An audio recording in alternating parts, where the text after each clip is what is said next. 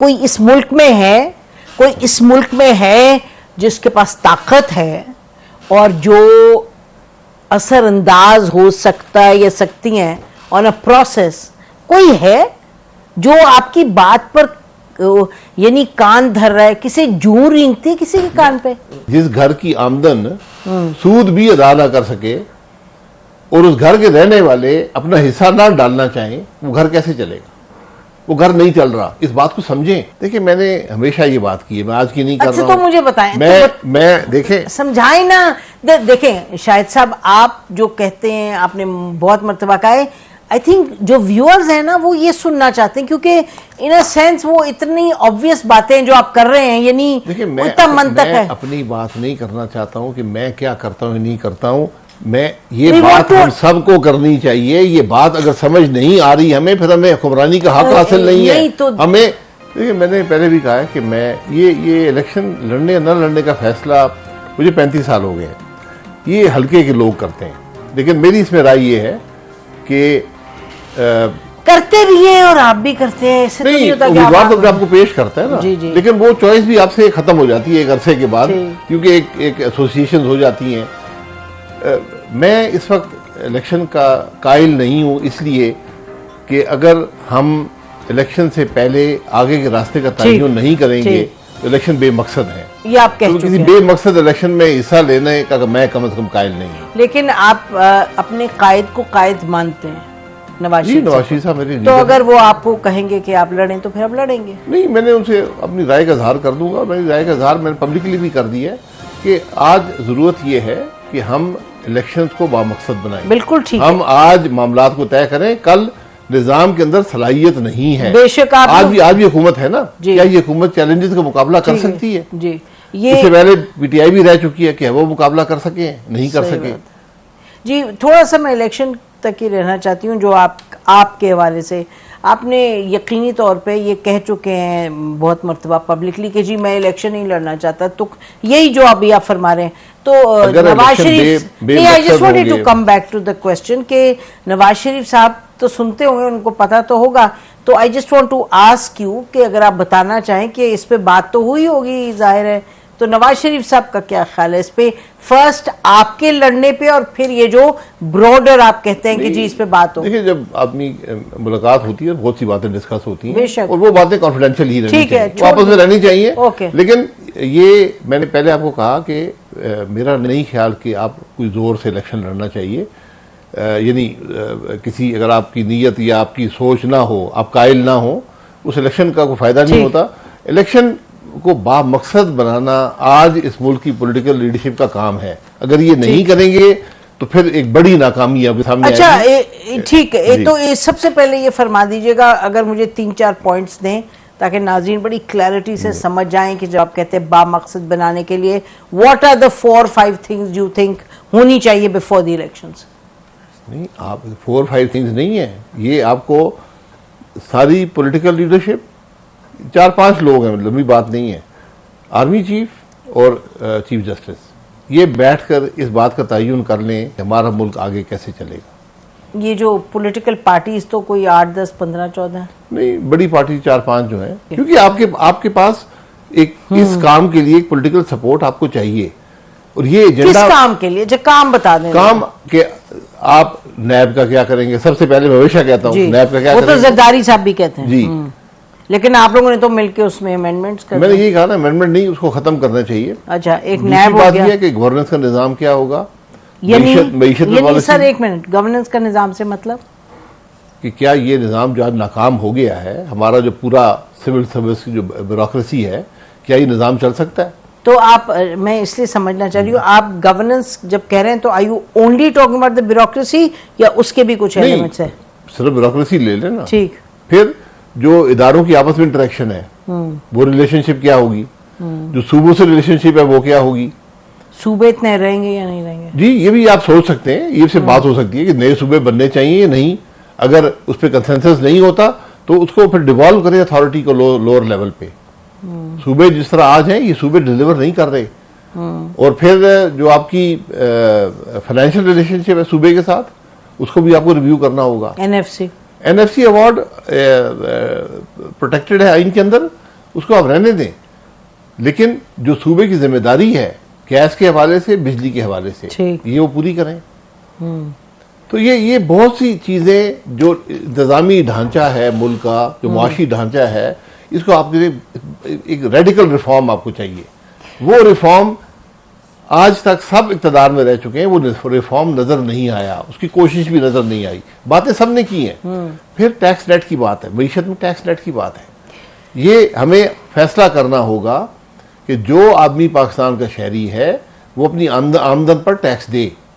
ये चॉइस नहीं है, या उस निज़ाम को ख़त्म करने का जी कोई पाकिस्तानी टैक्स नहीं देगा। अच्छा देखिए, मतलब टैक्स ही का मामला अगर ले लें तो कल पर पिछले हफ्ते कुछ दिन कामरान खान साहब के शो पे तोला साहब थे, तो I mean it was shocking.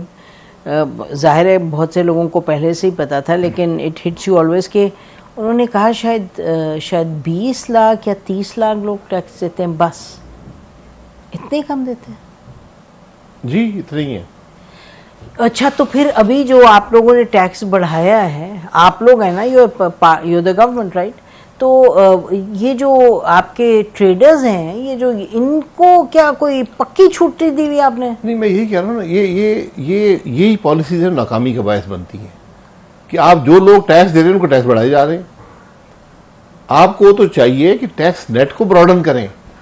Trader हो, पायलट हो, पॉलिटिशियन हो, जज हो, जर्नैल हो, सबका आप इस मुल्क के शहरी हैं। अगर आप इस मुल्क में आपकी आमदन है, ठीक, ट्रेडिंग करें जो मर्जी करें, ठीक है, आप फार्मर हैं जो मर्जी करें, ठीक है। उसके बाद एक आपके पास नेट इनकम आती है, ठीक, उसमें एक हिस्सेदार है, उसका नाम है हुकूमत पाकिस्तान।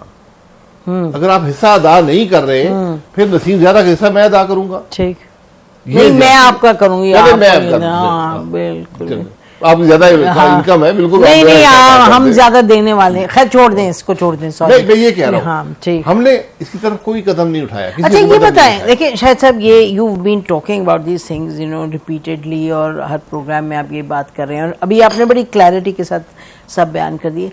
मुझे ये समझाएं कि आप मतलब गवर्नमेंट प्लस सियासतदान सबसे आप बात करते हैं, are there any takers of this? मुझे ये बताएं, कोई इस मुल्क में है जिसके पास ताकत है और जो असरअंदाज हो सकता है या सकती हैं ऑन अ प्रोसेस?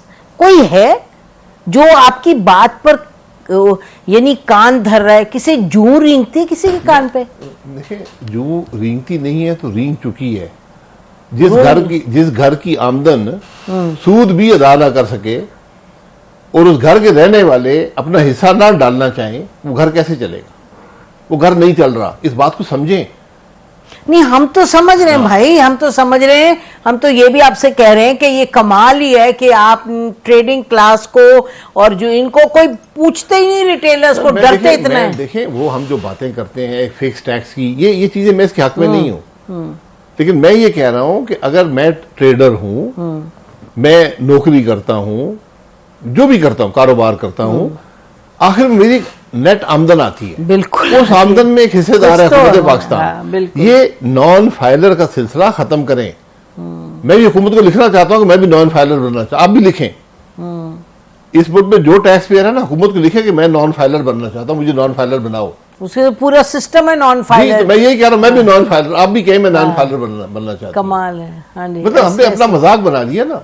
इस देखें, अगर आप एक हुकूमत ये काम भी, अगर उसको सोच नहीं है उसकी, उसको हुकूमत करने का हक नहीं है। नहीं तो मुझे, अगर वो उसके पास इख्तियारात नहीं है ये काम करने के भी, तो फिर उसको हुकूमत का हक नहीं। अच्छा, आपने जो यहाँ बात कर रहे हैं, यकीनी तौर पे आप मियां नवाज शरीफ साहब से तो ये बात करते होंगे ना? देखिए, मैंने हमेशा ये बात की है, मैं आज की नहीं कर रहा हूं। तो मुझे बताएं, मैं देखें, समझाएं ना। देखें शाहिद साहब, आप जो कहते हैं, आपने बहुत मर्तबा कहा है, आई थिंक जो व्यूअर्स हैं ना, वो ये सुनना चाहते हैं, क्योंकि इन अ सेंस वो इतनी ऑब्वियस बातें जो आप कर रहे हैं, यानी उतना मंतक है। अपनी बात नहीं करना चाहता हूं कि मैं क्या करता हूं नहीं करता हूं। मैं ये बात हम सबको करनी चाहिए। ये बात अगर समझ नहीं आ रही हमें, फिर हमें हुक्मरानी का हक हासिल नहीं है। तो हमें आज देखें, यू मूव इन द हुक्मरानी सर्कल्स, हम तो नहीं करते। हर जमात, आप ज़्यादा ताल्लुकात हैं, अब आप कह रहे हैं बताऊंगा, मैं पंजाब के बाद नाराज हो जाएंगी। वो तो नहीं, वो जो चैनल के ओनर है वो केयरटेकर, आपके पास कोई पंजाब की गाड़ी नहीं है बड़ी सी, और आप दो डाले पुलिस के नहीं है जो आपके साथ हर जगह कहते हैं गाड़ी दिलवाओ। अब ये मैं आपको बता दूं। तो मैं ये कह रहा हूँ कि कम अज कम एक जमात अपने एमएनए को तो बोले यार तुम तो टैक्स अदा कर दो ना, ये तो कर सकते हैं ना, कि ये भी मुश्किल काम है। तो आपकी जमात क्यों नहीं करती? मैं फिर नहीं शाहिद साहब, ये सवाल मत करें ना, ये बड़ी अजब, मैं आपको बताऊं, ये पूछना चाहिए। अगर जब हमने नॉन फाइलर कैटेगरी बना दी, फिर हम क्या पूछेंगे किसी से? फिर वो नॉन फाइलर है। यही तो खराबी है। जिस मुल्क में वो लोग जो दूसरों पर टैक्स लगाते हैं, अभी बजट अप्रूव हुआ ना, जो असेंबली के अंदर 342 लोग जो मौजूद हैं या नहीं मौजूद हैं, कितने उनमें से फाइलर, नॉन फाइलर? मेजॉरिटी। आप देख लेना। सबसे पहले उनसे सवाल करें कि यार तुम टैक्स देते हो कि नहीं देते हो? अगर टैक्स नहीं देते हो, आमदन कहां से आती है? ये हम सारा दिन करप्शन की बात करते रहते हैं। और मैंने कल किसी ने पूछा तो मैंने कहा कि नैब ने यह साबित कर दिया है, नैब सबसे बड़ा सबूत है, इस मुल्क के सियासतदान मुकम्मल तौर पर पारसा और ईमानदार लोग हैं, क्योंकि नैब ने आज तक किसी को पकड़ा नहीं है 24 साल में। तो साबित हो गया ना कि इस मुल्क के सियासतदान बिल्कुल पारसा हैं, कोई करप्शन नहीं करते, कुछ भी नहीं करते, क्योंकि नैब 24 साल में किसी को पकड़ नहीं सकी। अब मुझे बताएं, तो सवाल बड़ा सीधा है। आप जो हुकूमत अपने लॉ मेकर से टैक्स ना ले सके तो किसी और से क्या लेगी? अच्छा देखिए, मैं आपको बताऊं, ये अब आप जरा सुनिए बात, ये कि आप जो बातें कह रहे हैं और इतनी उसमें they are so logical, they are so obvious, they are so reasonable. जो व्यूअर्स हैं हमारे, वो तो देखिए ना, आप क्योंकि आपका ताल्लुक सियासत से है, हुकूमत से है, पार्टी से, कोलिशन से, सेक्रेटरी जनरल भी हैं, तो लोग तो ये सुनना चाह रहे होंगे ना कि भाई ये शाहिद खान अब्बासी से आप ये पूछें कि जी क्या इनको लग रहा है कोई सियासतदान सुनने ही नहीं वाला ये बातें, तो फिर हम शहरी क्या करें? I mean that's a valid question. ये बात मेरी सुनने या कहने की सिर्फ नहीं है, ये बात हर एक को खुद समझ आनी चाहिए। तो ये बुनियादी बात है कि एक मुल्क में टैक्स अदा करना आपकी जिम्मेदारी है। टैक्स अदा नहीं करेंगे आप मुजरिम हैं मुल्क के। ये बात अगर समझ नहीं, हमें मेरी बात सुन ले, ये बात हमें नहीं समझ आई तो फिर हम हुक्मरानी कैसे कर सकते हैं? अभी तक नहीं हुआ ना, 76 साल में ये काम नहीं हुआ, हम ये काम नहीं कर सके, तो बड़ा वाज़ेह है ना कि हमें ये शायद सोच नहीं है या फिक्र नहीं है कि हम ये काम कर सकें। यही वो खराबियां जिनकी मैं बात कर रहा हूँ, यही बातें आज तय करके आप आगे जाएंगे तो काम बनेगा। ठीक है। अच्छा, ये नाज़रीन आपने सुना शायद खान साहब क्या कह रहे हैं कि जी हम में आप में सोच ही नहीं है। इनको जरा थोड़ा जवाब देते बाद ब्रेक के बाद। Stay with us.